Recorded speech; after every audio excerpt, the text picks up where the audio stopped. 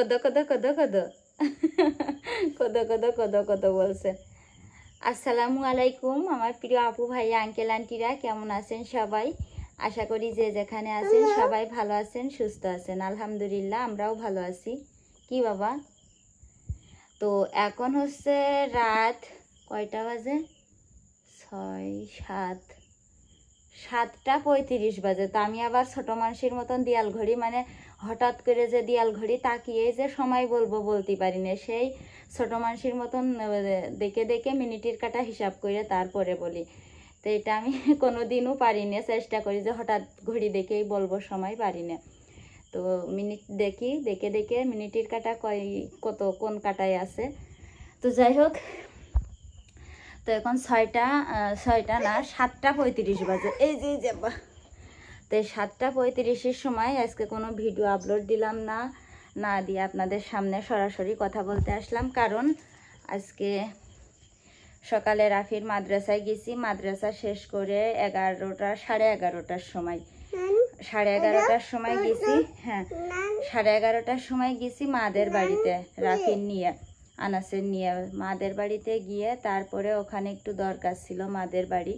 তো সেই দরকারটা শেষ করে তারপরে বিকালে বেরোইছি বাড়ির থেকে, মাদের বাড়ি থেকে।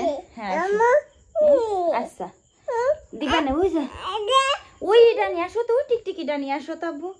ওই দেখো টিকটিকির বাচ্চা পড়ে গেছে, ওই দেখো। তো বিকালবেলা মাদের বাড়ি থেকে বের হয়েছি, হয়ে রোডে মনে করেন 3টে গাড়ি পার হয়ে আমাদের বাড়ি আসতে হয়। তো সেই পথে এখানে গাড়ি পাচ্ছি না, ওখানে গাড়ি পাচ্ছি না, এই করতে করতে ওই যে টেবিলের নিচেই, আনাজ কথা বলতে দিচ্ছে না, ওই দেখো টেবিলের নিচে টিকটিকি। তো যাই হোক, সেই গাড়ি গাড়ি পাল্টাতি বাড়ি এসে পৌঁছালাম। এই নাও,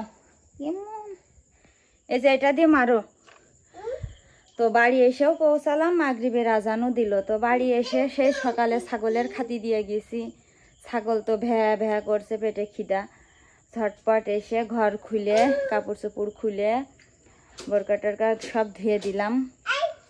তারপরে ছাগলের খাতি দিলাম, মুরগির ঘরে দরজা দিলাম। তারপরে যে দুটো পাকিস্তানি মুরগির বাচ্চা আছে ওদের খাতি দিলাম, দিয়ে ছাগলের খড় কেটে ভুসি দিয়ে ভাত দিয়ে মাখিয়ে দিয়েছি, খাচ্ছে। তারপরে থালবাটি ধুলাম, সকালে খেয়ে দিয়ে যে হাঁড়ি পাতিল থালবাটি ছিল সেগুলো ধুয়ে রান্নাঘর পরিষ্কার করে, ঘর পরিষ্কার করে, গোসল করে তো মাত্র ঘরে আসলাম।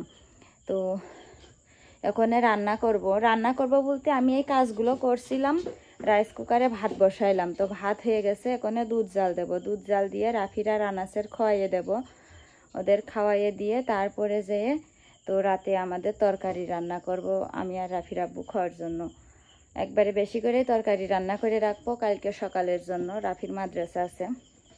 তো যাই হোক, এই জন্য আর কি ভিডিও যা আছে গ্যালারিতে ওইটার এডিট করার সময় পাচ্ছি না, কারণ এখন আনাসের রাফির খাওয়াবো, তারপরে আবার রাফির আব্বু গাড়ি নিয়ে চলে আসবে না, ওর রান্না করে খাওয়াতেই হবে।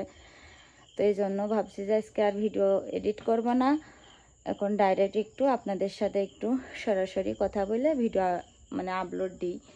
তো যাই হোক, আমার এই দেখেন অনেক আপুরা আন্টিরা জানতে চাইলেন যে আমার চোখের কি অবস্থা। তো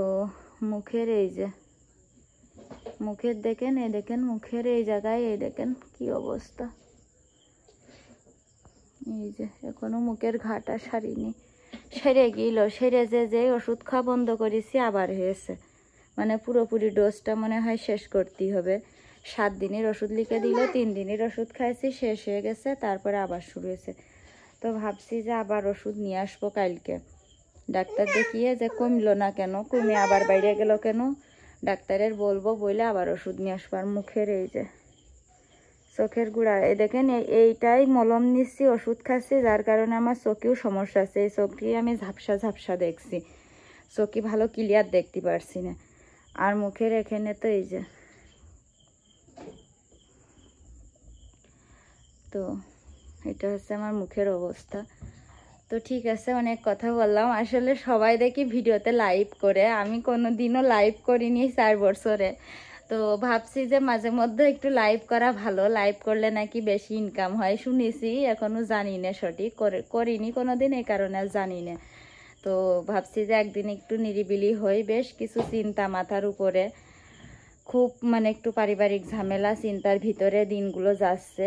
তো এই ঝামেলা চিন্তাগুলো একটু মানে কাটুক, তারপরে ইনশাল্লাহ একদিন একটু লাইভ করব, দেখি কেমন ইনকাম হয় লাইভ করলে। আর লাইভ করলে ভালোও লাগে, সরাসরি একটু আপনারা কমেন্ট করেন, সেই কমেন্টগুলো পড়ি বা সরাসরি আমিও কথা বলি। তো যাই হোক, আজকে এখানেই বিদায় নিচ্ছি। সবাই ভালো থাকবেন, সুস্থ থাকবেন, আমাদের জন্য দোয়া করবেন।